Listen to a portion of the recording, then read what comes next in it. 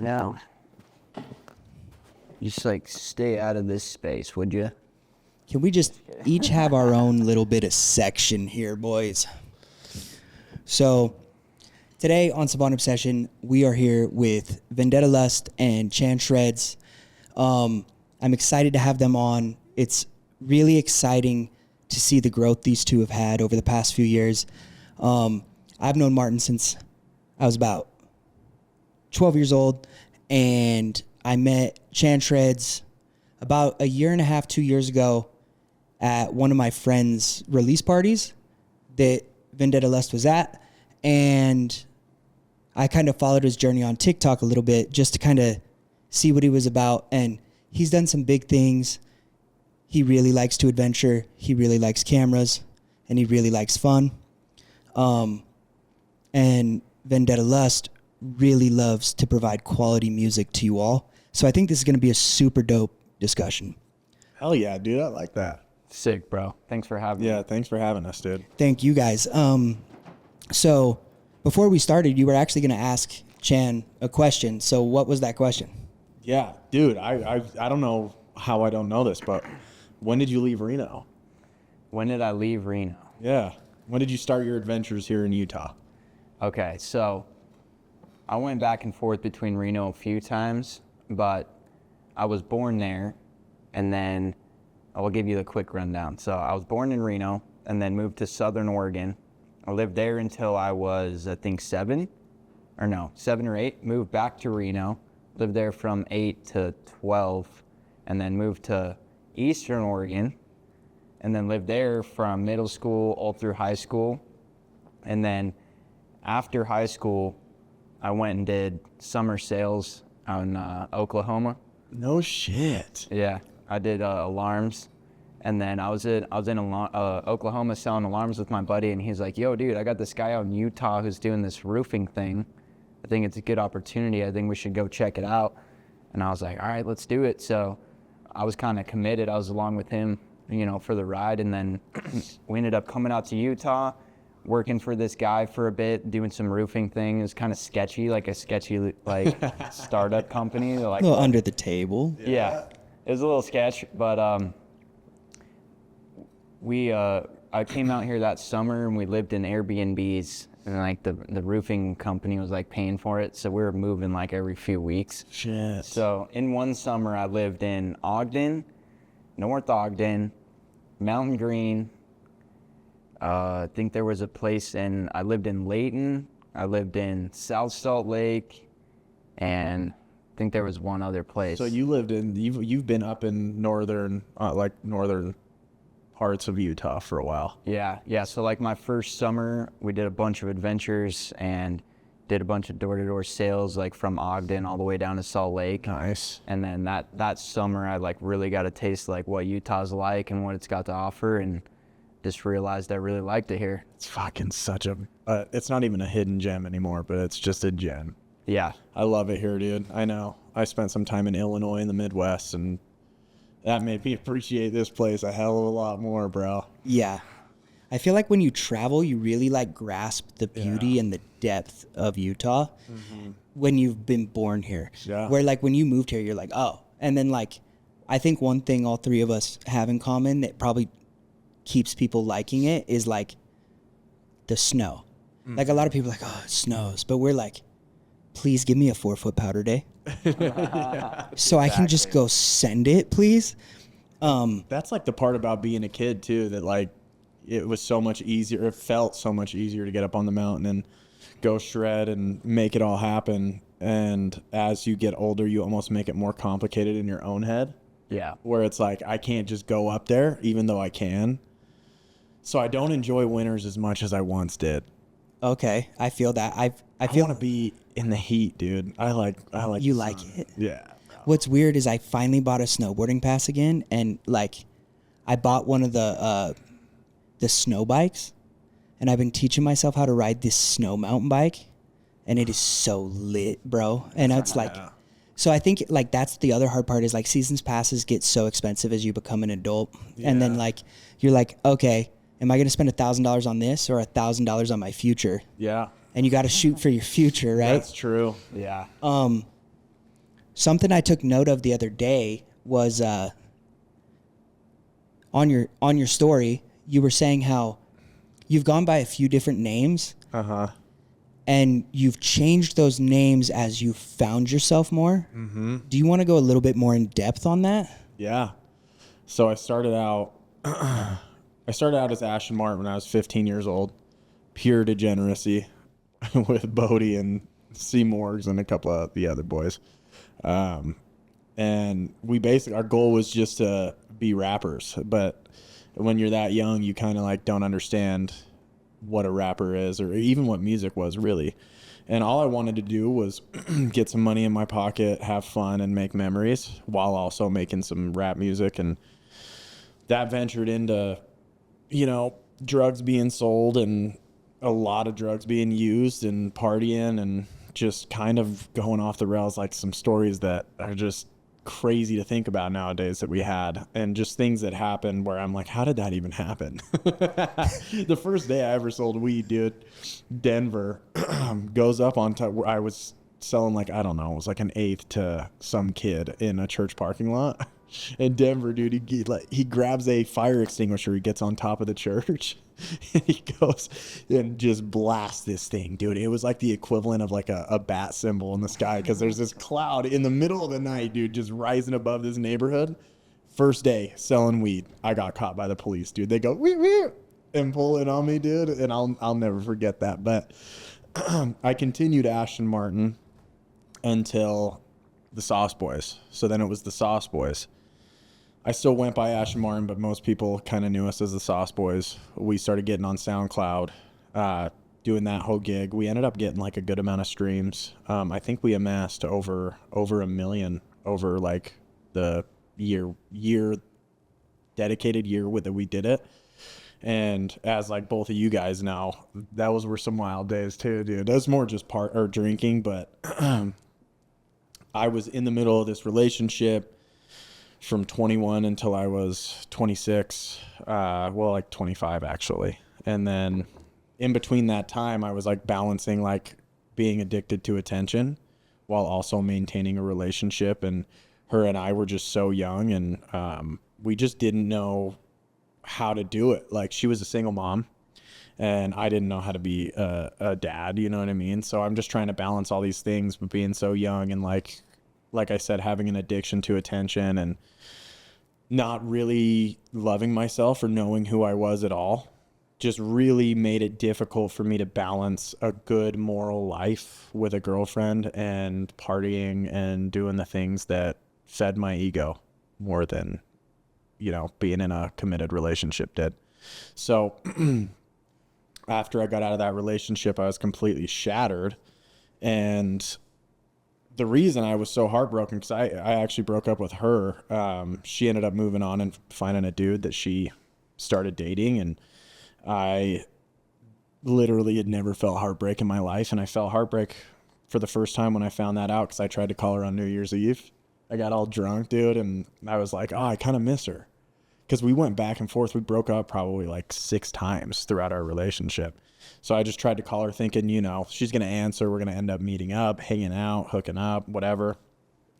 And I did miss her. I was in love with this girl for sure. And she answered, and I was shocked that she answered, actually. Like, you always think in your head, like, they'll always answer. But the fact that she answered, I was like kind of blown away, because we hadn't talked to each other in months. And she had like on the phone told me, she's like, I'm in a relationship. And I'm like, boom, cried in my buddy's truck for 3 hours on New Year's Eve.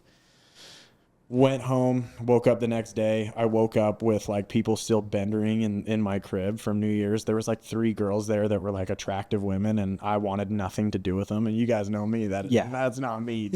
I'm like, if there's women around, what's up? Hey, just chatty Kathy. But I went out in the backyard, bro. I started bawling, crying while these people are still in my house, and had to spend a bunch of time at my parents' house because I like didn't trust myself being by myself, just because the thoughts going through my head were pretty intense.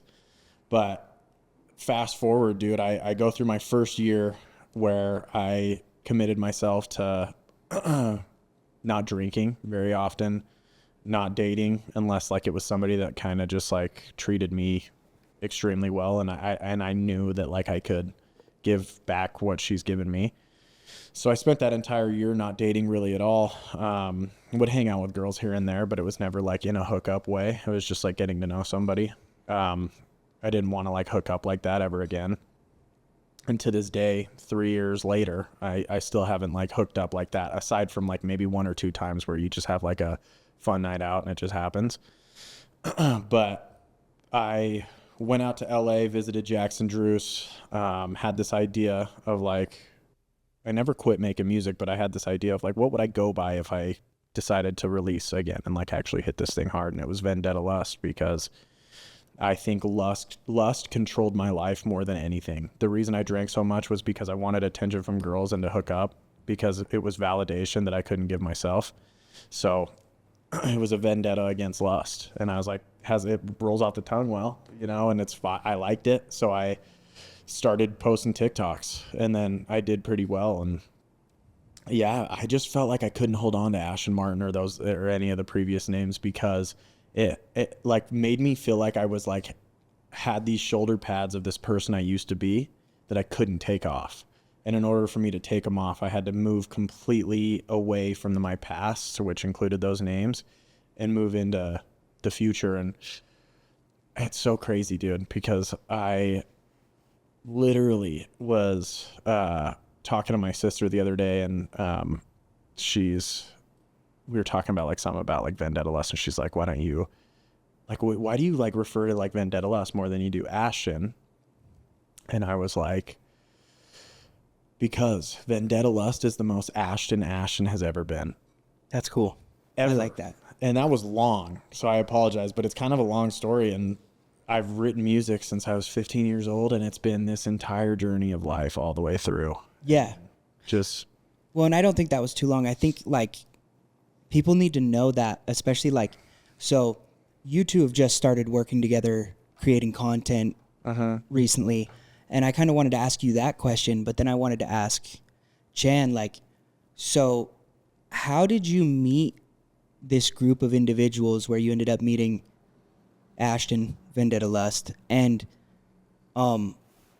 like how did you pursue your passion not only with that group but like in Utah of becoming a videographer?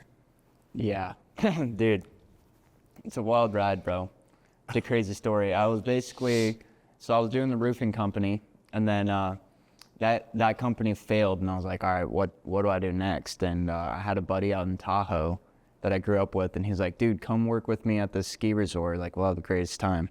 So I went up there for a season, worked there for the whole winter, and then after the winter was over, I was like, all right, I need to find my next move. I need to go make something happen. So my buddy had the roofing company in a better place, and so I was like, all right, I'll give him another try to see if it works out this time. And I had a camper van that I was traveling in, and I drove the camper van out to Colorado, and I drove the camper van out there. Is it cutting out a little? A little bit. yeah, it did cut out. Yeah. So I drove the camper van out to Denver, Colorado, and I'm living in my van, like literally in Walmart parking lots, selling roofs for this guy's company. And it was sketchy, dude. I was like showering at Planet Fitness, going to the grocery store every day, sleeping in parking lots, and then knocking doors during the day. And that was my job. And I was like listening to like motivational podcasts and like hyping myself up to go out and knock on doors. And the opportunity out there ended up falling through again. So I was like, all right, I need to figure something else out. And I had contact with this guy who owned a production company. I met him in Oregon through a family friend. And I hit him up. I was like, hey, bro, do you have any work, or is there any way, like, because he had mentioned to me in the past, like, he's like, hey, if you come out and work with me, I might be able to get you a job, like, doing some assistance for me. So I hit him up, and he's like, yeah, dude, I'm actually getting ready to take on this extra client or whatever, and I could probably pay you. So if you just want to come out to Utah, then I can train you and, like, give you a job and, like, teach you how to edit and stuff. So I was like, screw it. I hopped in my van, drove out here to Utah, and was literally living in my van across the street from this dude's house. Like, he was staying with another friend and then in their basement, and I was literally in my van across the street. And long story short, we ended up deciding to get a place together, so I move in with him, and then I'm also working for him and doing like some assistance on his video production business. And he ended up having this other guy that he knew who worked for him doing basically the same thing I was doing. His name was Seth. And that's when I met Seth. Yeah. You guys know Seth. Damn. Wild. And so I met Seth, and then one night he's like, "Yo, bro, we're all going out tonight if you want to come. Like, I got a chill friend group." And I was like, new in town. I was like, I need to make friends. And so I met Seth, made friends with him, and then he invited me out to go out with them one night. And yeah, it was funny. It was like a bunch of homies up at Foothill back in the day. And so I go up there. Better. There we go. Yeah, there it is. Yeah, so I go hang out with those guys. We end up going out having a fun night, and then Seth introduced me to Aston and your brother and everyone else, the whole crew, and I just made friends with you guys, and now it's been like what 4 or 5 years since then. Because we were rallying back then, dude. Like we were getting turned. Yeah, I remember literally the first night I hung out with Seth, I pretty much blacked out at the bar and like woke up the next day in my van. Like I Ubered back. I remember I was about to puke in the Uber, and I was like, it was one of the hardest times I've ever had, but I like somehow held it in until we got there. I've been there, yeah. And it was just like the most like miserable ride home. And that was like the first night I hung out with these guys. And then next day, we were drinking AMFs too. Oh, yeah. And I drank way too many. And I didn't know how much sugar and bullshit they had. Yeah. So the next day I had the worst hangover still to this day of my freaking life. I woke up in my van, it was in the summer, so it was like 90 degrees. 90 degrees at like 9 a.m. and I'm like just cooked, bro. Damn. And that was literally the first night I hung out with you guys. That's wild. That's sick. And so 5 years later, you guys have kind of started to dive into your own passions, but it brought you together. Yeah, dude. I mean, Chan did like a birthday like vlog video for me on it was like my 25th birthday, right? Yeah, it was one of the first cameras I had. Yeah, dude. And he killed it, and we had like the best night. We did the Marty games. It was so fun. But yeah, honestly, this past year I've just been like watching Chan, and I'm just like, dude, this is like the one kid that I like have watched who's filming and doing his thing out here in Utah that is truly dedicated and punctual and like is serious about what he's doing and wants to make it. Yeah. There's so many people, and like just the reality of it is like people don't want it that bad. No, they talk, and like one of the things I noticed about you, because as a business owner, like I have at the moment 28 employees. So as a business owner, I'm really like in tune with watching how people act and like the way they do their procedures. And you can tell that you treat this as a profession. Like it's not a hobby for you. Yeah. So I'm definitely going to have to get your number. He was telling me I was going to need to get your number, but Yeah. that way, whenever I do events, I can kind of call you and have you do some video. But it's really impressive because how old are you? I'm 25 now. 25 now? Yeah. It's really impressive to watch a 25-year-old like take something serious, because I was one of those 25-year-olds and everybody's looking at you like, the fuck? Yeah. Right? Yeah. So it's super impressive to see like how you handle the type of situations you're in, and let alone like how friendly you are with your gear. Yeah. Because like he didn't miss a beat. No.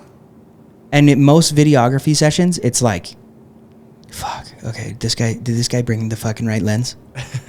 And then I gotta wait fucking 4 weeks for this fucking footage, dog. Yeah. You know? And 4 weeks, dude. fuck. I had to wait months, dude. And that's where like with Chan, I've never had to worry about that. Yeah. Because he's just he just knows what creating a business is. It's like your customer satisfaction and things of that sort are the most important. And even like me doing solar, like I know that's the most important. Yeah. So Chan's always on top of his stuff. He's like, if he tells you a date, he gives it to you on that date.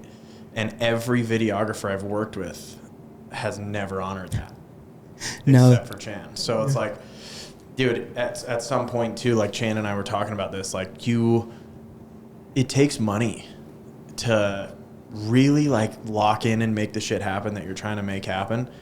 And like the value of having a good videographer who's able to like follow you around and film some stuff for you and make shit happen. Because like at the end of the day, dude, people are going to take you as serious as you take yourself. And if you're not willing to invest in your own career, then why should anybody else take you serious? Absolutely. I feel like content is king right now. I don't think people get it, but the avatar you're creating on the internet is really what's going to dial in your future. Like, I've opened 4 barbershop locations off of the internet. Yeah. Right? Yeah. I've learned a lot of things along the way that aren't the internet, but like I wouldn't be able to like generate the amount of clientele I generate without consistent content. Yeah, dude. I mean, influencers are pop stars now. That's the way it works. They don't even got to be able to sing, and you can sing. So can we get him a little bit of love, everybody? Gosh. Thanks. You know? We got some stuff coming out, dude. Me and Chan are working on a bunch of stuff. We just filmed a video here at Savant. And I actually just shaved my head. Yeah. Literally. So it's brand new. You guys are seeing it. But we got some stuff in the works. I'm going to be doing stuff all year, dropping consistently and making shit happen, working with Chan and getting some fresh cuts from Ethan. Absolutely. And for you, Chan, what do you want with your future of your production company that you got going? So, honestly, with this production company I'm building right now, this content agency, I guess you could say, I want to have it set up. Eventually, I'd like it to be running itself. I mean, you as a business owner know what that's like the end goal, right? But I really want to use this business to create the life that I really want to live. Like, I like to go travel. My biggest passion is going out and making my own content, making my own videos. And so doing work for other people, it's kind of just the bridge to get there. So I work for a lot of different clients, and what I try to do is dial in the clients that I'm working for. Like, I only like to work with cool people. I like to do stuff that's fun, that I'm passionate about, that I can get creative with, and that I'm not going to get bored of or burnt out on. Because I noticed that if I go too hard on doing business and with clients that's, I'm not passionate about, I'm not having fun, then I find I get burnt out. And then another thing is balancing the passion side, like balancing my own content in there as well, as I'm working with clients doing fun jobs, but also doing my own fun jobs on the side, and kind of creating this life that I enjoy living, and like wake up and I'm like excited and like got all these cool visions and things I want to take action on, and then being able to actually go out and film the videos and take action on it and post it, like it's a super satisfying feeling to me. So my goal is, I know it sounds funny, but since the very beginning I started this, I want to be able to just travel the world with my homies, make money doing this somehow, but just be able to fund our travels, adventures, our projects, whatever we want to do, like get creative with it, do art, and have a good time with the homies, take snowboard trips and stuff like that. So like that's like the ultimate goal with this business. But I love that, dude. yeah. Life's about adventure. I try and say that to people a lot. Like, you have to master money to an extent to be able to adventure. For sure. Right? Like, because it costs money to get places. Yeah. But like, the money's not to burn a hole in your pocket. The money is so, if I wake up one morning and I'm like, Marty, do you want to go find a shipwreck? And he's like, yeah, where? I'm like, it's technically the Bermuda Triangle, but it's not. And he's like, yeah. I'm like, okay, we need $2 million for a yacht. It's like, my whole goal is to be able to be like, I can pull $2 million from somewhere. Let's do it. I don't even care if I have it right now. I'll find it, right? Yeah. And Yeah. I really like that viewpoint from you, is it's like you're doing it to fund your passion. And I think that's where not only the best art, but the best work comes from. Right.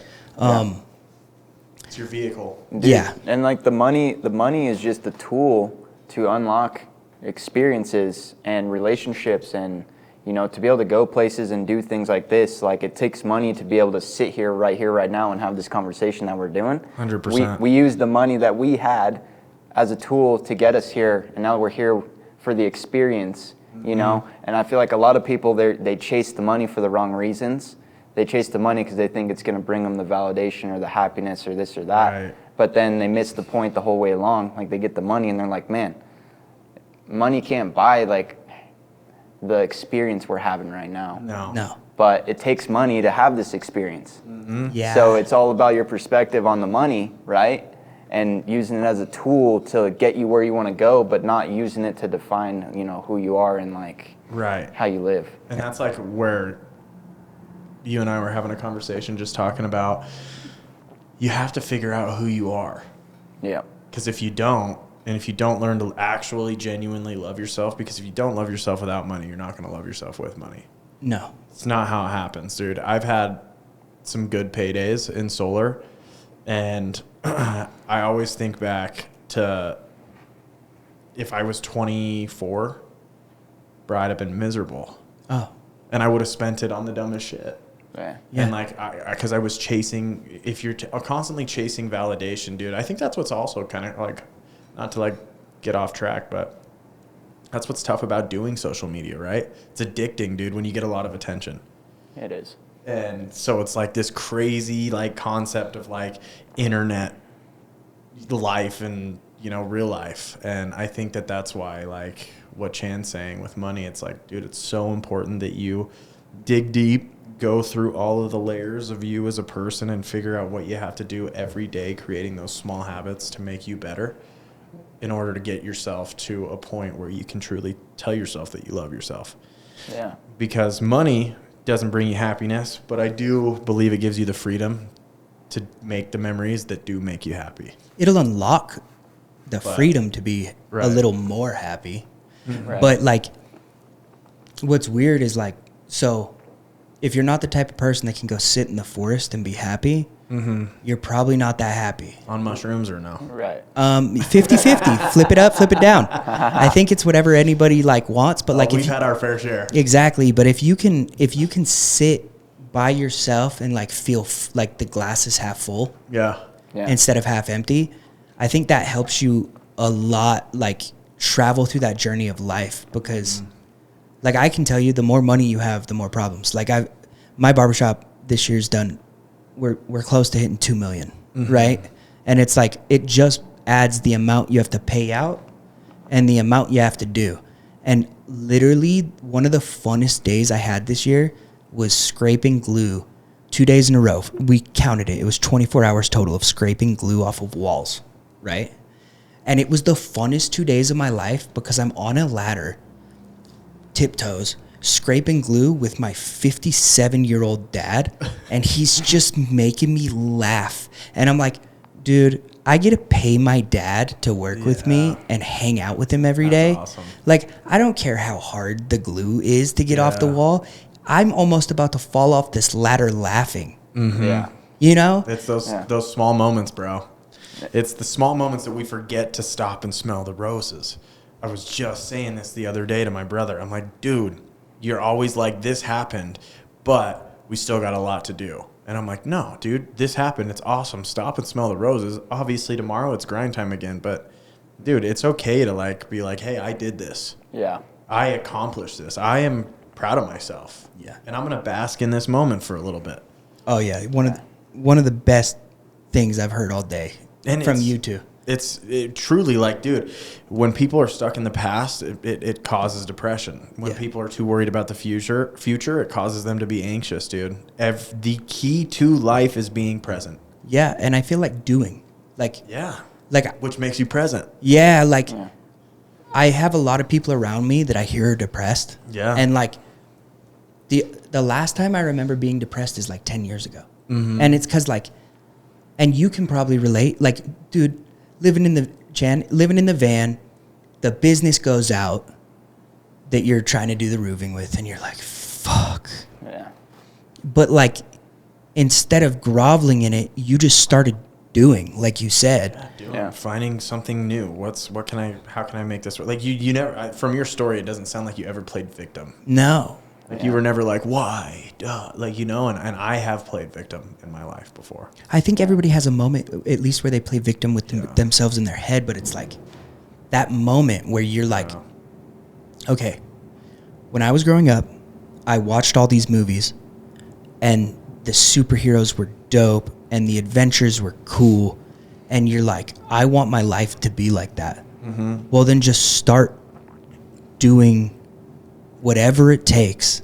Yeah. Whether it's like, if you have to go wash toilets for the $50 to go with your friends to pay for gas to get up the canyon to go backcountry skiing, or you need a piece for your camera, go ask everyone you know for help.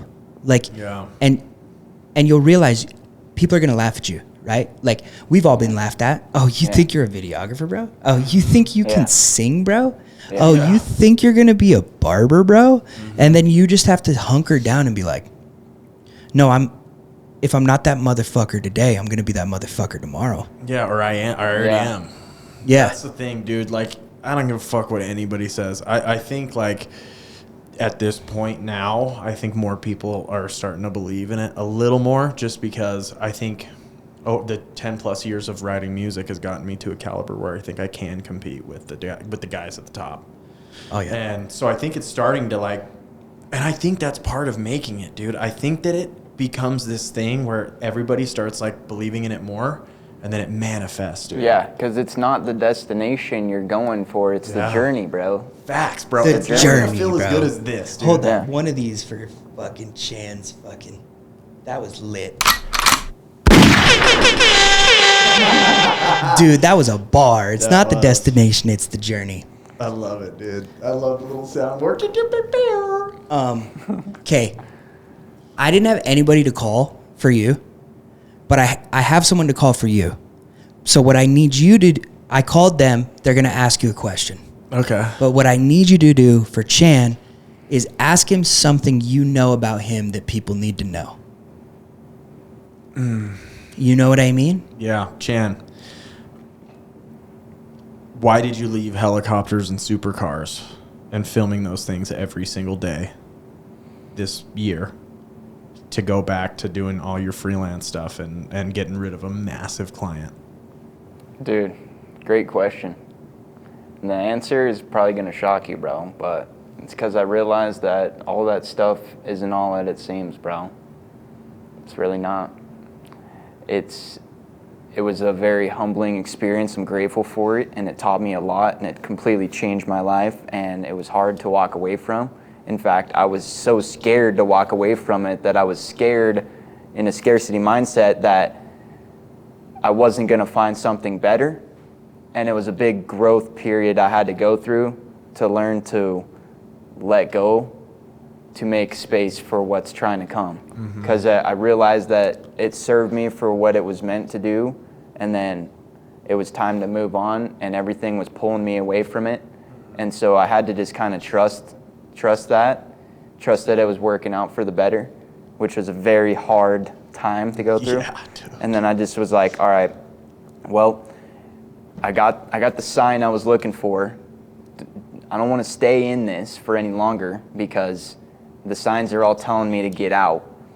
And that was when I decided I'm just going to start my own business and just do my best to just send it. And at least at the end of the day, all of the skills and knowledge and experience I had would be going towards my thing instead of building somebody else's destiny. Because it really came down to building somebody else's destiny and putting my whole life into it, staying up late, countless hours, insane amounts of work to build somebody else's dream. And that was all fine until I realized that they didn't actually care for my best interest, and they didn't want to see me grow as much as I thought they did.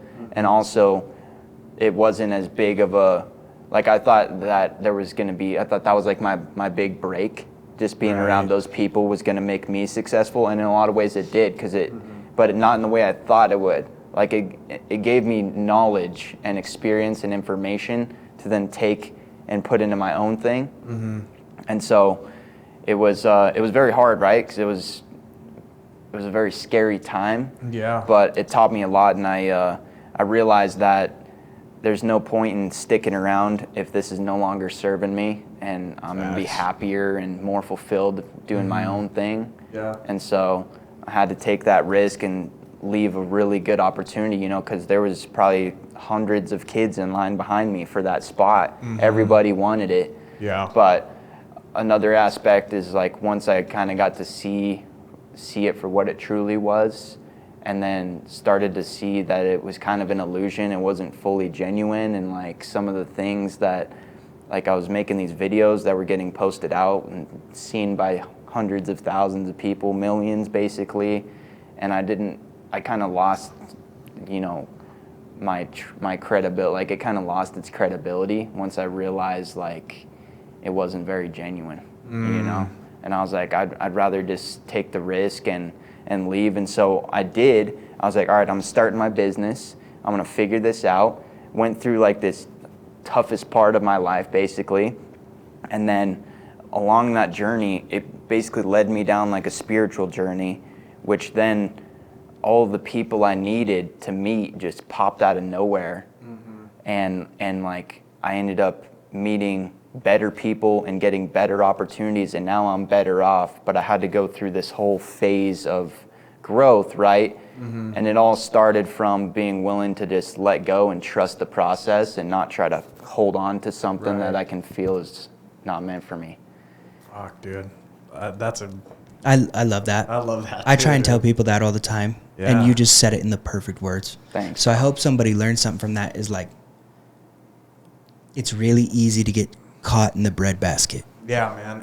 And because it's dude, hot. Freaking Yep. Chandler was around all of these motivational speakers that you guys watch podcasts and videos of. Chan's been around all of them. Yeah. I'm sure some of them great guys and some of them maybe, you know, not great guys. But one thing I do respect about you, Chan, that I actually been thinking about this a lot, is that you've always worked behind the curtain. There's never been an announcement of what you're going to do before it actually happens. You just see you doing it. Yeah. And I fucking love that shit, dude. That's like, for me, that means, like, that makes me want to fucking support somebody even more. And like, I know so many people that all they fucking do is post on Instagram. Yeah. I'm doing this. I'm going to make this happen. This is happening for me. And it never fucking happens. Yeah. But there's a reason it doesn't happen. Yeah. Because, dude, you are clearly you're doing it because you want attention from somebody else or other people, and you want it before you're actually there. Oh yeah. So then, guess what the universe does, dude? Yoink. Shits on you. Yeah. And my advice to anybody out there: stop announcing things that you're going to do.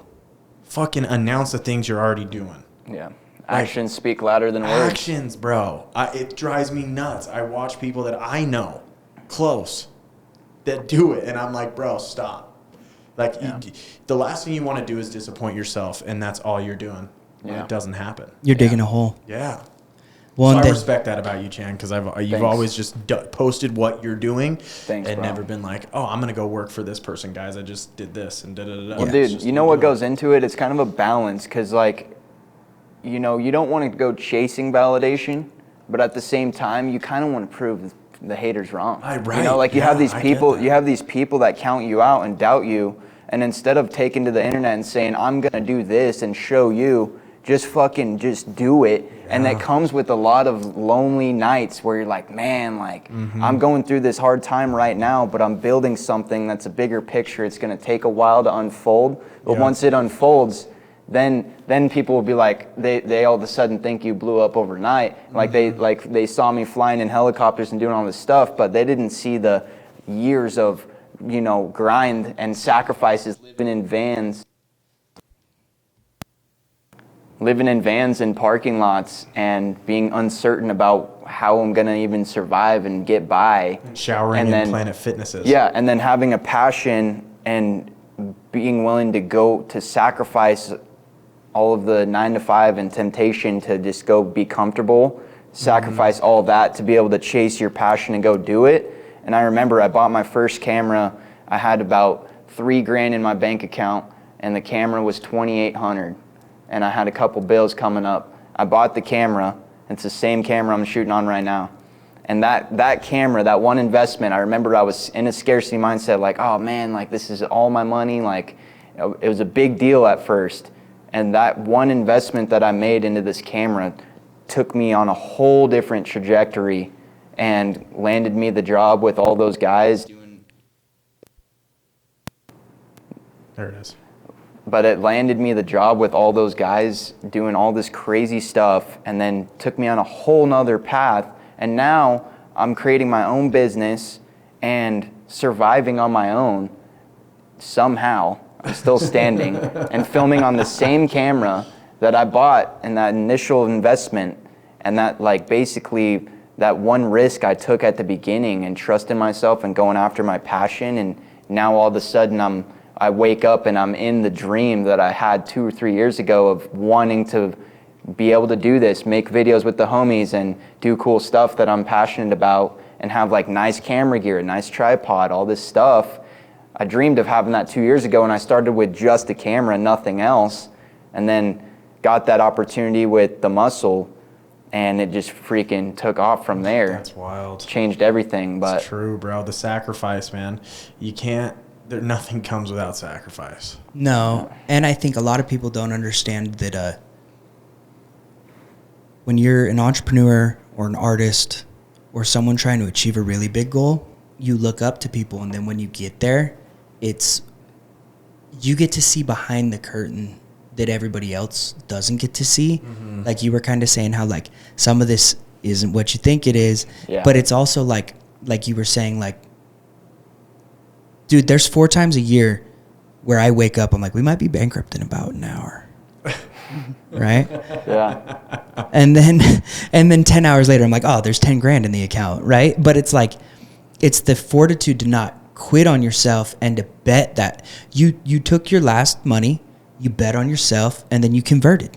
Yeah. And I think that's a skill I wish more young men especially understood. Mm. Yeah. Yeah. If you're not willing to take the risk, you're going to have to work for somebody that was. Yeah, dude. And not only that, bro, you got to have an insane amount of faith. Like, you got to literally trust God, the universe, however you refer to it. And you got to trust that it's going to work out, because without that, dude, you're hopeless. And then another thing is your passion has to be so freaking, like, it's got to light you on fire, because without passion, it's not sustainable. You will quit. Most people quit, and they don't understand why they keep giving up. And it's like, well, are you doing something that you're truly passionate about? Because if you are, you will outcompete anyone that's not passionate. And as you know, as being a business owner, after 5 years of being in business, most of the people that were around when you started are not around anymore. They're gone, and you're the last man standing. And they're like, what's the difference? Oh, I was having fun doing it.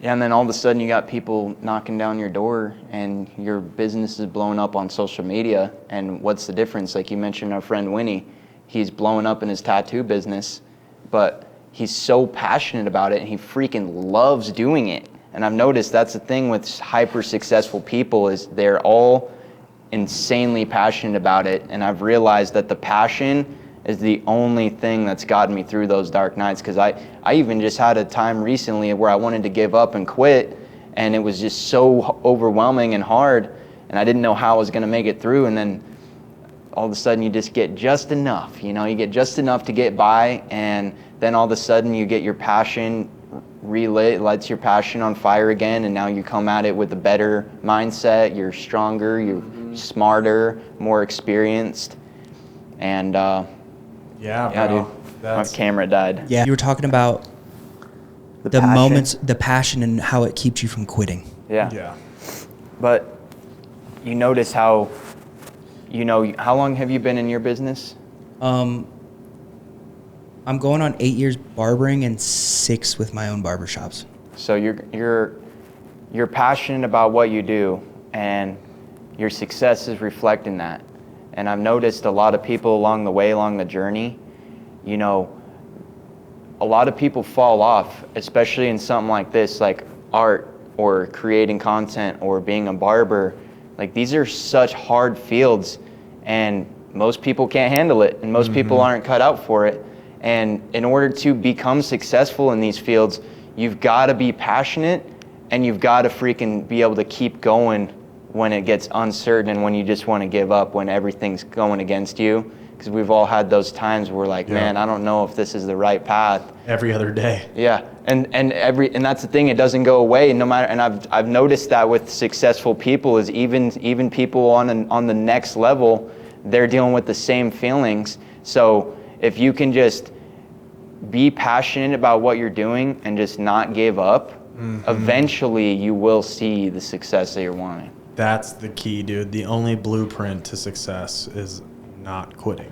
Adapt, don't quit. Adapt. Like, the weirdest part is I don't even cut hair anymore, right? Like, I own barbershops. You cut mine. Yeah, I cut my friend's hair, right? But, like, I don't cut hair anymore. Yeah. But it's because, like, I'm still passionate. I found my passion through the mud. Like, I adapted the whole way through. So, okay, get really good at cutting hair because I was messing everybody's hair up. Okay, I want to travel the world and cut hair. Get sponsored.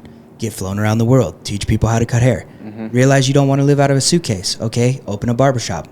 And like the whole way through, I adapted. Now, what I do is similar to what you do. Is so like my company, what I try to explain to barbers is my job is to be the marketing agency for you. So my goal one day is for like Savant to be known as a name not only for barbershops, but it's like Red Bull TV, where I only do stuff that I think is cool and fun, and I get to throw events where people win hundreds of thousands of dollars.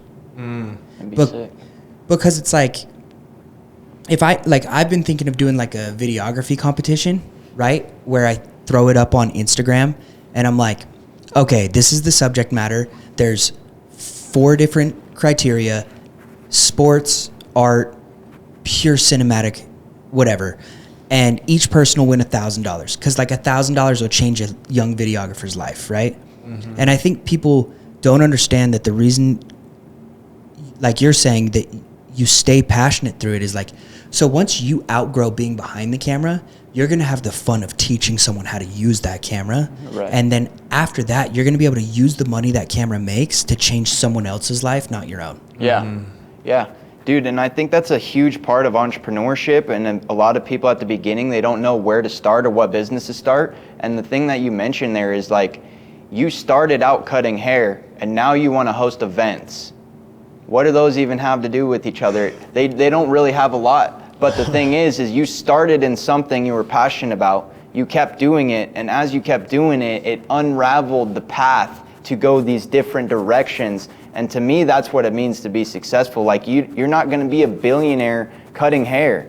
And a lot of people think that whatever they start is what they have to finish with. And it's not like that. Because for me, I started in the videography, creating content for fun and passionate. And then it led to a full-time job. And then now I'm using that full-time job to further my passion, my adventures. And it's unraveling all these other things that I'm passionate about. And it's just like, you start something, and if you just continue to go and you're passionate about it, eventually it'll unravel these different paths that you can go, different directions. And then all of a sudden you wake up one day, you're owning 4 barbershops, you're hosting the biggest events out around, and you're doing all this other stuff, and then you're passionate now about running your business more efficiently. Now that's your new passion that got discovered all because you stayed cutting hair in the beginning and you didn't give up.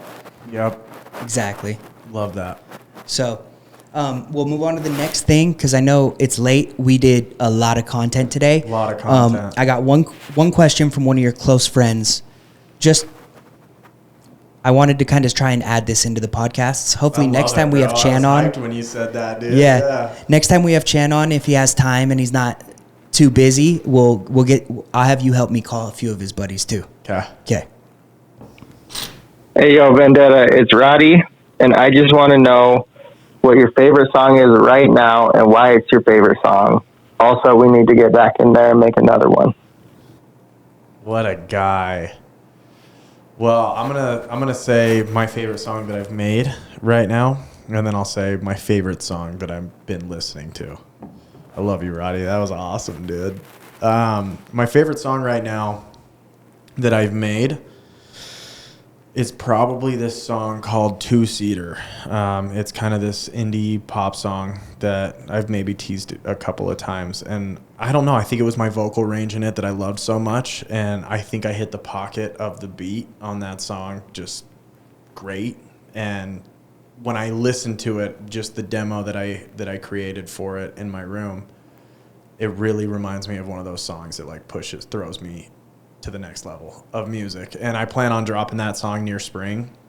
That's my favorite song that I've made so far right now. And then my favorite song that I'm listening to right now, ooh, shit. That's hard because I listen to a lot. Same. Okay, Circadian Rhythm by Drake. That song's fire. I've been listening to that song a lot. And then, shit. Him All Along, Gonna. I've been listening to those two songs. Those are two bangers. Fire, too. Dude. How about you, Chan? What are your two favorite songs out right now? Dude, let me pull up the Spotify real quick. Pull up that Heat playlist. Yes, sir. I love you, Dude. Roddy. That was awesome, bro. I love that. Dude, I freaking, That's it's so hard to pick. Shout out Roddy, by the way. Miss you, bro. I haven't seen that guy in a long I time. know, dude. He's got a new baby, dude. Yes. So does Ethan. Busy. I called him on the emergency. I was like, yo, I need a question. He's like, right now? I'm in dad mode. I was like, yep, right now. Yo, I'm vibing with A Helping Hand by Wiz. Oh, shit. Okay. It's a newer one. All right. Yeah, and then let's see what else we got here. There's this one called If You Were Mine by Nipsey Hussle. Yeah. Nice. We fuck with Nipsey. Cool. Nipsey's a go. Well, I feel like this was a really good pod. I really do appreciate you staying late. I know we all have things to do. If you want, I can add in your song that you just shot that video for. Yeah, White Horse? White Horse. Yeah. And we can just kind of walk off if you're down. Yeah. Okay, I'll throw it up. Everybody go check this out. It'll be live on every platform you can imagine. Follow Vendetta Lust on Instagram, TikTok, Facebook, wherever you can find him. And also follow Chanshreds, TikTok, Instagram, Facebook, wherever you can find them. These two are up-and-comers. They are savants in the actual saying. And we'll see you guys later.